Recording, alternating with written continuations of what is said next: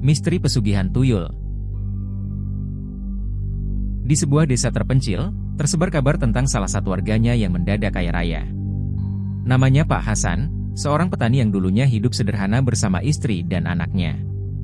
Namun, dalam beberapa bulan terakhir, kehidupannya berubah drastis. Ia yang sebelumnya hanya memiliki gubuk tua dan kebun kecil, tiba-tiba membangun rumah besar yang megah, lengkap dengan mobil baru yang sering diparkir di halaman rumahnya.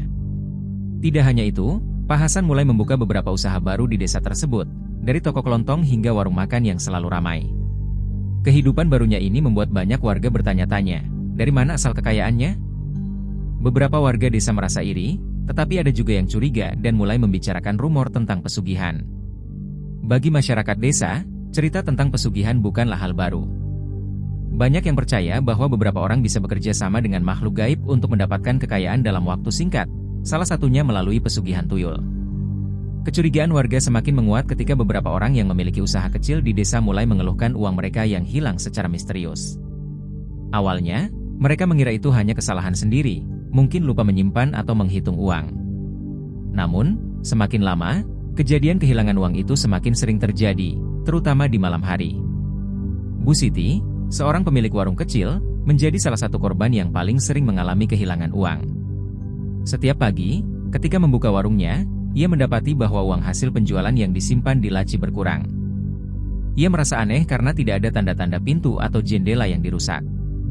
Kecurigaannya semakin kuat ketika suatu malam ia mencoba mengintip dari celah pintu untuk mencari tahu siapa pencurinya. Pada malam itu, Bu Siti melihat sesuatu yang membuat bulu kuduknya berdiri. Di bawah cahaya bulan yang redup, ia melihat sesosok kecil, berkulit pucat dan berkepala botak, sedang mengaduk-aduk laci uangnya. Sosok itu adalah tuyul, makhluk gaib yang sering digambarkan seperti anak kecil, tetapi dengan aura yang menyeramkan. Kisah Bu Siti menyebar dengan cepat di antara warga desa, dan banyak yang mengaitkan kehadiran tuyul dengan kekayaan Pak Hasan yang mendadak.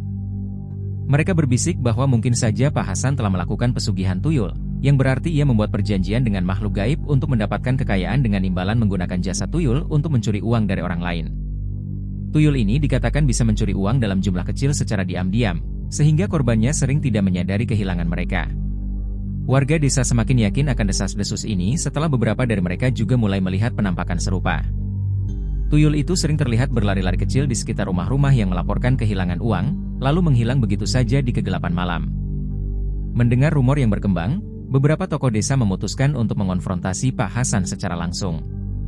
Mereka ingin tahu apakah benar ia telah melakukan pesugihan untuk mendapatkan kekayaan yang sekarang ia miliki. Di malam yang dingin, beberapa orang desa berkumpul di rumah Pak Hasan, berharap bisa mendapatkan jawaban yang mereka cari. Namun, Pak Hasan menanggapi semua tuduhan itu dengan marah. Ia membantah keras bahwa dirinya terlibat dalam pesugihan, apalagi bekerja sama dengan tuyul. Menurutnya, kekayaannya diperoleh melalui kerja keras dan usaha yang ia rintis selama bertahun-tahun. Namun, banyak yang tidak percaya dengan penjelasannya. Sebagian besar warga tetap yakin bahwa ada sesuatu yang tidak beres di balik kesuksesan Pak Hasan. Untuk membuktikan kebenaran, warga desa meminta bantuan seorang dukun yang dikenal mampu berkomunikasi dengan dunia gaib. Dukun tersebut datang ke rumah Pak Hasan dan melakukan ritual untuk memanggil makhluk-makhluk gaib yang mungkin ada di sekitar rumah itu. Mereka berharap bisa menemukan tanda-tanda kehadiran tuyul. Dukun itu berjalan mengelilingi rumah Pak Hasan sambil membawa dupa dan membacakan mantra-mantra dalam bahasa kuno. Ia kemudian mengubur sebutir telur ayam di halaman rumah, yang diyakini bisa mengungkap keberadaan makhluk gaib. Setelah beberapa saat, dukun tersebut meminta Pak Hasan untuk menggali kembali telur tersebut. Ketika telur itu diangkat, warga yang menyaksikan terkejut melihat bahwa telur tersebut sudah retak, dan dari dalamnya keluar cairan berwarna hitam. Menurut dukun itu, ini adalah tanda bahwa memang ada kehadiran makhluk gaib, seperti tuyul, yang sering berada di sekitar rumah tersebut. Pak Hasan hanya bisa terdiam, tidak memberikan penjelasan apapun. Meskipun ia tetap tidak mengakui bahwa dirinya terlibat dalam pesugihan, warga desa semakin yakin bahwa desas-desus itu benar adanya. Setelah kejadian itu, keadaan di rumah Pak Hasan mulai berubah.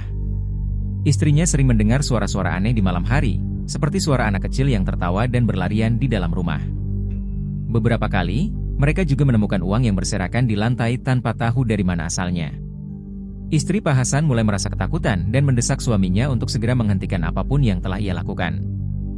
Namun, Pak Hasan tetap bersikeras bahwa dirinya tidak melakukan pesugihan. Ia mulai menganggap bahwa mungkin ada yang mencoba menjebaknya atau mengirimkan santet. Namun, semakin hari, gangguan tersebut semakin menjadi-jadi. Bahkan, beberapa kali Pak Hasan mendapati dirinya terbangun di tengah malam dengan tubuh yang terasa berat, seolah-olah ada sesuatu yang duduk di atas dadanya, menekan hingga ia sulit bernapas. Ketika gangguan tersebut semakin tidak bisa ditahan, Pak Hasan akhirnya meminta bantuan dukun desa yang sama untuk melakukan ritual pemutusan. Dalam ritual itu, dukun mengaku melihat sosok tuyul yang tampak enggan pergi. Dukun tersebut memperingatkan bahwa memutus hubungan dengan makhluk gaib seperti tuyul tidak mudah, karena mereka seringkali merasa berhak atas bagian dari perjanjian yang telah dibuat. Malam itu, dukun melakukan ritual besar dengan membakar sesaji dan membaca mantra untuk mengusir tuyul dari rumah Pak Hasan. Ia juga memercikan air suci ke setiap sudut rumah, berharap bisa menghilangkan jejak energi negatif yang ada di sana. Suara tangisan dan tawa kecil terdengar samar di tengah ritual tersebut, sebelum akhirnya menghilang bersama dengan asap kemenyan yang menebal. Setelah ritual itu, gangguan di rumah Pak Hasan memang mereda. Tidak ada lagi suara anak kecil di malam hari, dan uang yang berserakan juga berhenti muncul. Namun, kehidupan Pak Hasan tidak lagi seperti dulu. Usahanya perlahan merosot, dan kekayaannya semakin berkurang. Ia kembali hidup sederhana seperti sebelum ia mendadak kaya. Kisah Pak Hasan menjadi peringatan bagi warga desa lainnya tentang bahaya pesugihan. Meskipun kekayaan yang ditawarkan mungkin terlihat menggiurkan, tetapi ada harga yang harus dibayar, baik dalam bentuk gangguan makhluk gaib maupun kehancuran kehidupan pribadi. Kisah ini menjadi pengingat bahwa tidak semua kekayaan bisa diperoleh dengan cara yang mudah, dan seringkali ada konsekuensi yang mengintai di baliknya. Warga desa kembali menjalani hidup mereka seperti biasa, namun cerita tentang tuyul dan pesugihan tetap menjadi bahan pembicaraan yang menarik, terutama saat malam-malam yang sunyi di warung kopi. Dan meskipun Pak Hasan telah kembali hidup sederhana, orang-orang yang pernah melihat penampakan tuyul di desanya tidak akan pernah melupakan malam-malam penuh misteri itu.